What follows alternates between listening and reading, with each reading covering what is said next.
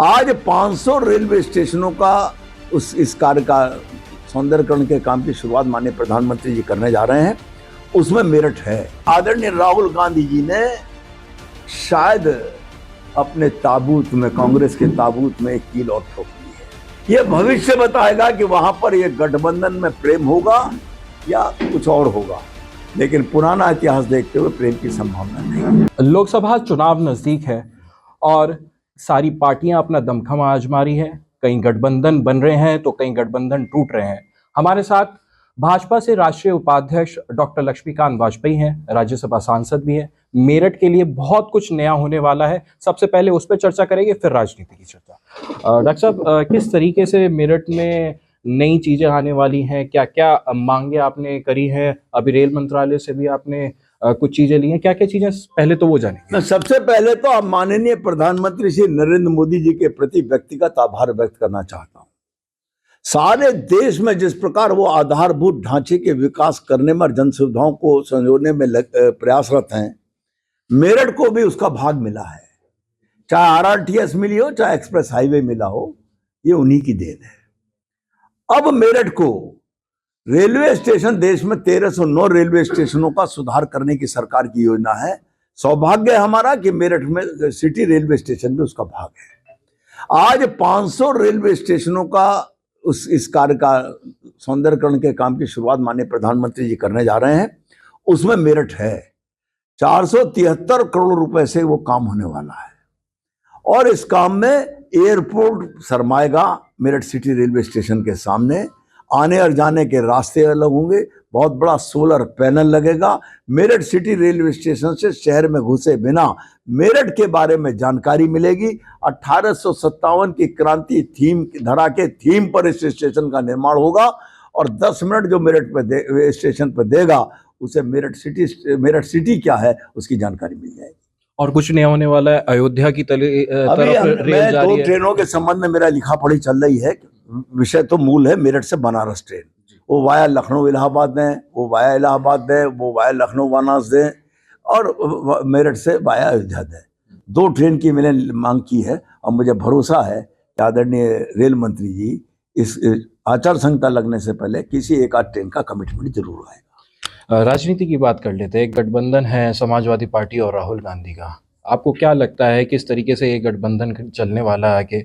और जिस तरीके से बयान आ रहे हैं दोनों ही उनके नेताओं के, राहुल गांधी की बात करें या अखिलेश यादव की बात करें, अखिलेश यादव कह रहे हैं कि सरकार को परीक्षाएं नहीं करानी थी, वो सिर्फ लॉलीपॉप दे रहे हैं। वहीं राहुल गांधी कह रहे हैं कि काशी जाता हूं तो वहां पे युवा नशे में दिखते हैं। क्या पूरा आपको लग रहा है इस चीज को? उत्तर प्रदेश के युवाओं को नशेबाज कहकर प्रधानमंत्री आदरणीय राहुल गांधी जी ने शायद अपने ताबूत में, कांग्रेस के ताबूत में एक कील और ठोक ली है कि उत्तर प्रदेश का नौजवान उनको अब की बार 2024 के चुनाव में बताएगा कि सत्ता के, राजनीति के मद में वो हैं या नौजवान है। और नौजवान अपने जोश के बूते पर अब की बार कांग्रेस मुक्त भारत बनाने के लिए 2024 में काम करेगा। जहां तक राहुल का और अखिलेश जी के गठबंधन का विषय है, पहले भी हुआ था कि जनता को ये जोड़ी पसंद है और चुनाव खत्म होते होते जोड़ी अपनी अपनी राह पर चली गई थी।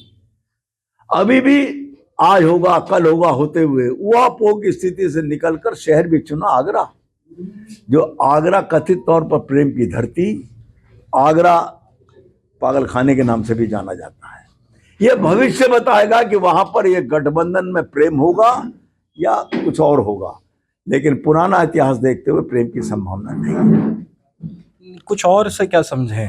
क्योंकि आपने अभी पागल खाने का भी जिक्र करा। नहीं, इतना ही मैं कहना चाहूंगा विनम्रता पूर्वक कि आदरणीय राहुल जी चुनाव अभियान करें, राजनीतिक बातें करें, समझ में आती है, लेकिन नौजवान को नशेड़ी बताना और इस तरह की बातें करके कम से कम देश की युवा शक्ति को अपमानित ना करें। यूपी पुलिस परीक्षा रद्द की गई और उसके बाद अखिलेश का बयान जो आया, उसको लेकर आपका क्या कहना है? क्या आदरणीय अखिलेश जी बार बार ये बात कह रहे हैं कि 6 महीने का टाइम मुख्यमंत्री दे रहे हैं। उन्हें ये पता नहीं है कि 4 महीने तो आचार संहिता के कारण अब कुछ हो ही नहीं सकता, नंबर 1। नंबर 2, जहां तक सवाल है, मुलजिम पकड़ में आ गए हैं। अब की बार जो नया कानून आ गया है उतनी सख्त सजा होगी कि कोई नकल करने कराने की हिम्मत नहीं करेगा।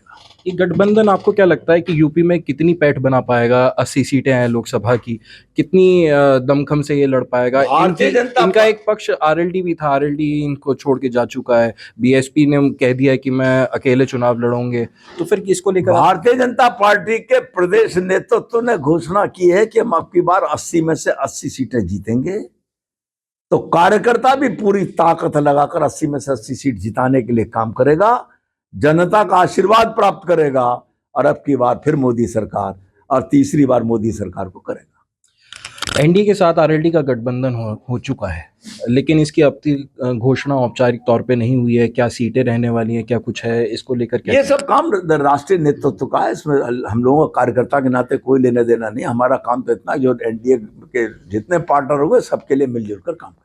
लेकिन कुछ आइडिया तो होगा, क्योंकि कोई आप आइडिया नहीं, कोई आइडिया क्या कुछ बताना चाहते हैं हमारे? नहीं, हमारी जानकारी में नहीं, ये विषय मेरे स्तर का है भी नहीं। कितना फर्क पड़ने वाला है जयंत चौधरी के आने के बाद? कंप्लीट क्लीन स्वीप करेंगे पश्चिम में हम। कौन कौन सी सीटें आपको लगता है कि आरएलडी कौन को सी सीसी सीट है जो हमको नहीं मिलेगी? एनडीए गठबंधन को 24 पूरी की पूरी सीटें मिलेंगी, हम कंप्लीट स्वीप करेंगे। बहुत बहुत शुक्रिया बात करने के लिए। ये थे हमारे साथ डॉक्टर लक्ष्मीकांत वाजपेयी, जिनका ये कहना है कि इस बार चुनाव में कंप्लीट स्वीप होने वाला है और बिल्कुल क्लियर सीटें यहाँ पर भाजपा की या एनडीए की निकलती हुई नजर आ रही हैं डॉक्टर लक्ष्मीकांत वाजपेयी को, और जो दावा किया जा रहा है वो 400 पार का है। अब ये वक्त बताएगा कि लोकसभा चुनाव में भाजपा कितना स्कोर करती है। अनमोल शर्मा, TV9 उत्तर प्रदेश, मेरठ।